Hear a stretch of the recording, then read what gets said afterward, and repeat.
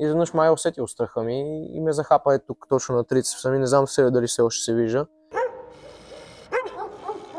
Проблем с бездомните кучета има по принцип в България, във всички градове. В Благоевград не прави изключение и също имаме проблем с бездомните кучета. Той е дългогодишен. В централната градска част се разхождаха доста големи глутници кучета. Те по принцип това им е в природата, но пък хората се страхуват. Аз съм тук от 2006 година, в които е имало глутници от кучета под 15-16 животни. Тогава наистина става страшно, независимо дали по принцип те е страх от кучета или не. Аз като малки имам малки травми, нали, хапали са ме бездомни кучета, така отляво надясно на крачето. И оттам нататък вече винаги имаш травми и се оглеждаш наляво надясно и винаги съм виждал бездомни кучета, винаги е имало. Възрастните хора, които са, когато минават покрай тях и когато почват да ги лаят, те ги е страх да минават, майки с колички съм виждала. Е имало случаи, да, куче да нападне дете, тъй като детето то не разбира и 4-5 годишно не разбира, то си мисли, че това е игра.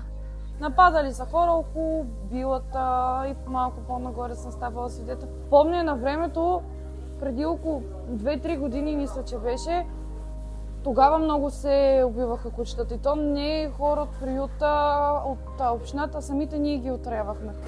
Чувал съм, че само оставят нещо като пирони, завиват едно парче филия хляб и слагат пирони в това, за да може, когато кучето го захапе, да, нали, се нарани. Не съм присъствала, слава Богу, на такива сценки, но се разпространиха записи по социални медии на куче, гърчещо се куче, което умира отровено.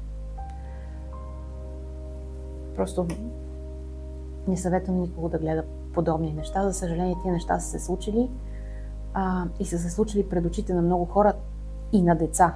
Интернет гърмеше, снимки, материал от снимки, видеа и също така бяха намерили и, така да го наречем, гробището за изхвърлени къде вече мъртви, къде полумъртви. Радио Аура получи обаждане от група студенти, които са наблюдавали как от ван изкачат някакви мъже, хващат едно куче, блъскат главата му в калника на колата, кучето изпада в безсъзнание и те го хвърлят безжизнено в ван.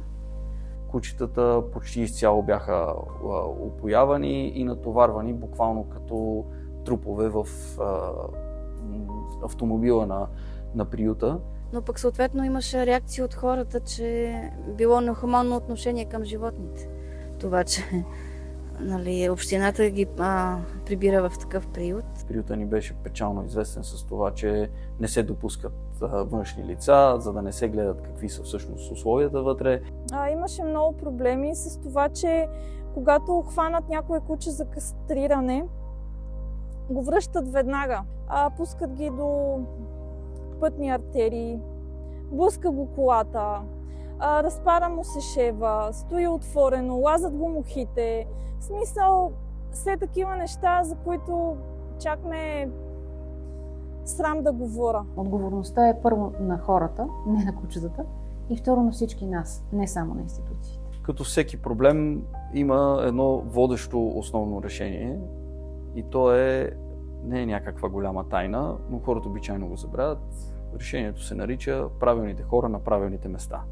Нашата задача е, когато има ново куче на улицата, ние веднага да се погрижим за това то да бъде кастрирано, защото това влияе естествено и на неговия темперамент, и на неговата агресивност, а също така да го обезпаразитим и да го вакцинираме, така че да знаем, че ако случайно стане някакъв инцидент, то кучето няма да бъде източник на зарази.